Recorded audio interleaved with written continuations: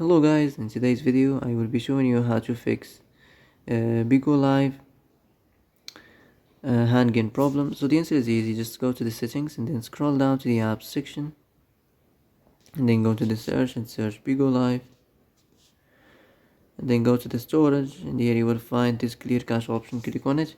Now you can go check it if it worked, and if it didn't you can try to restart your phone or turn the Wi-Fi off and on, or the Bluetooth or the airplane mode.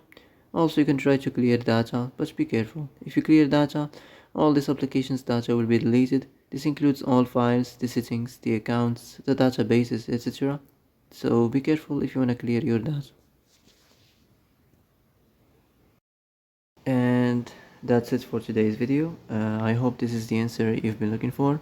If you like this video, don't forget to like and subscribe, and see you in the next video. Thanks for watching.